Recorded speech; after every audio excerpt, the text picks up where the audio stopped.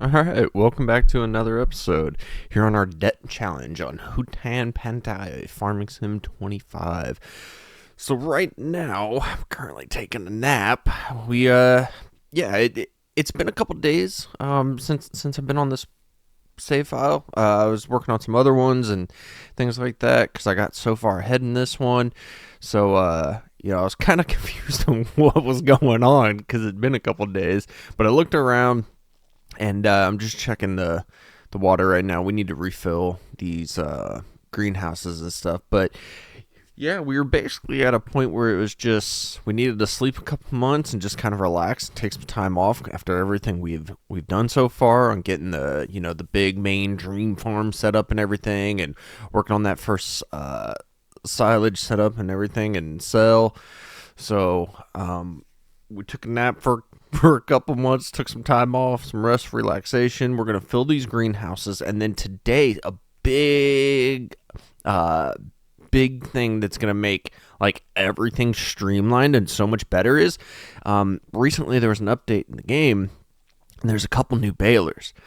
In particular, there previously we were using the John Deere. There was also, I don't know how to pronounce it, Goel or Goile or something. There's two round balers there, because there's no square bale options, but there's two round balers that'll do 125 centimeter round bales, and they have the wrapper on the back. We used the John Deere one last time, but this time there's two new ones that not only will do 125 but will do 150 centimeter round bales. There's a Massey and a Fent.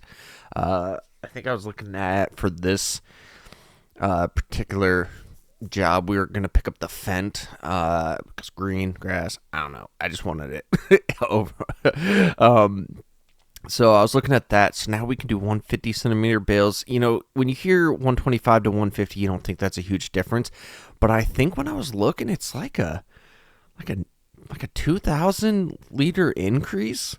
You'll find out later. When I was doing this, couple things came up. I noticed one, apparently maybe it's because of precision farming, so it's a little bit different. Hold on, let me speed up this a little bit. Okay, let's get this going a little bit faster. So now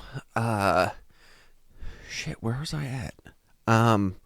What I noticed was, I don't know if it's because of the precision farming, but what I noticed was, supposedly pre-precision farming, my understanding of grass was, if you use a grassland roller, then you don't need to re-fertilize between harvests. But doing this harvest, our second of third for this year, because we're going to end up doing three, I noticed our yield was down a little bit.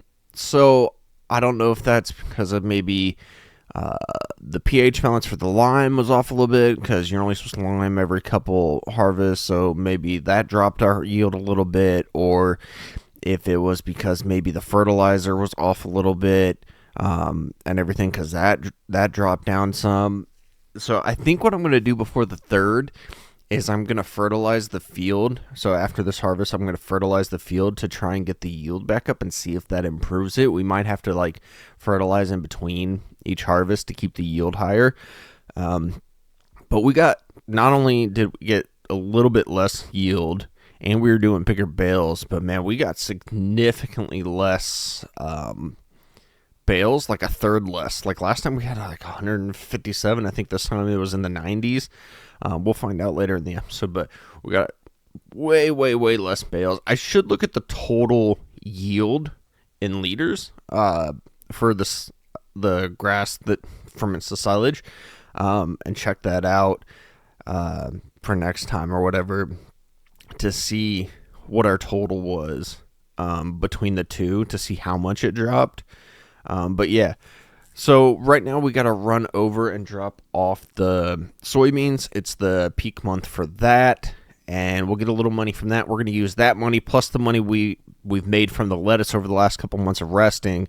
We'll put that together, and we're going to be able to buy the baler. I'm looking at the baler wrapper combo, which will make this so much easier. You know what I didn't realize last time as well is because we're doing the tractor mowing and we're not using your standard mowing setup with a mower attachment on the front and the back, we're only using a front mower attachment with the swather, so we don't have to go back and windrow everything to get it into the swath. It's already just there when we mow it. We can put the baler on the back of the tractor and we can mow, bale, and wrap all at the same time and save us so much time on this grass field, which is really going to speed this up. So, because what I was noticing was when I was looking up the information on this tractor swathing mod, is typically what you would do is you put the header on the front of the tractor and then you put a forage wagon on the back.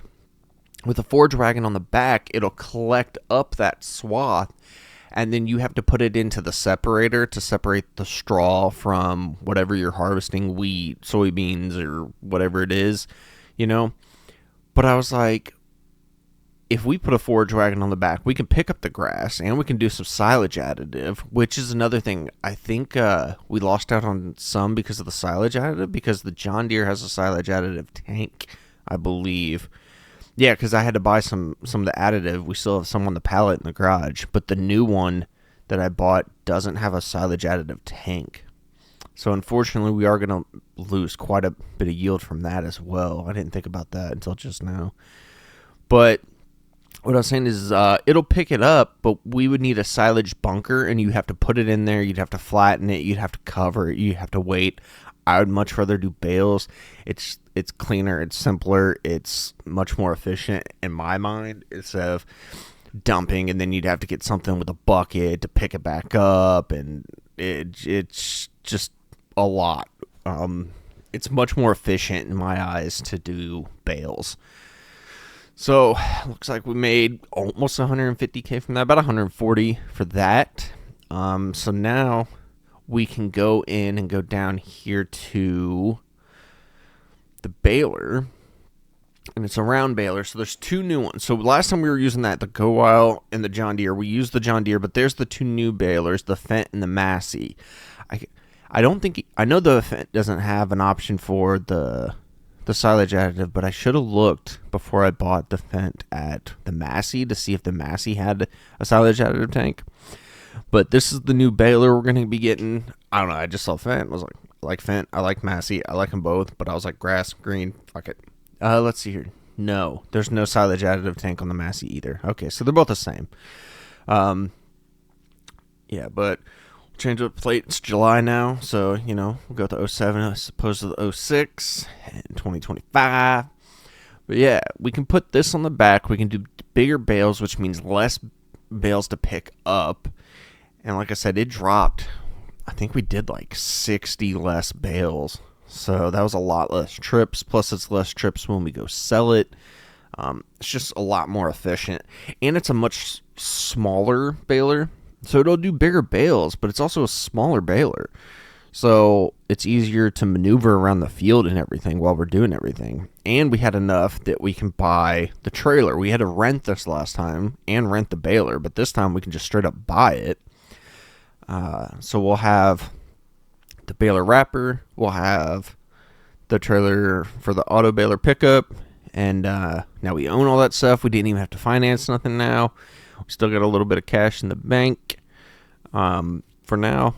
But let's head back. Let's go pick all that stuff up, and then we'll start getting into work in the field. All right, we're back. Got all that picked up, got all that set up. We're just unfolding everything here, getting it all ready to go. Because that's the other thing it took me a minute to kind of get used to. Because you got the header. You got to raise and lower the header. Plus, you got to turn it on. Then you got the baler. The baler, you got to unfold it. You got to lower the pickup. You got to turn it on. You got to turn on the automatic drop. You got to, I think the turner on the end is just automatically on and everything. But you got to, make sure everything's on. And not only that, one thing that it took me a little bit of, practicing and maneuvering and doing some things to kind of get used to everything, to get the settings dialed in and everything the way I wanted, because I was accidentally, like I do, I was dropping bales like off the side of our field in the road and shit. So I had to go take the Lambo with the new bale trailer and go grab some of those. But also, when I was dropping them, doing the headlands first, when you try and do the turnaround for the up and downs, there was like bales in the way, and that header's so wide I couldn't get it all situated.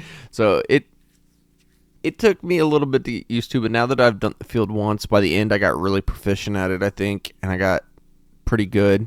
So next time, it'll be a lot smoother, faster, quicker, and stuff.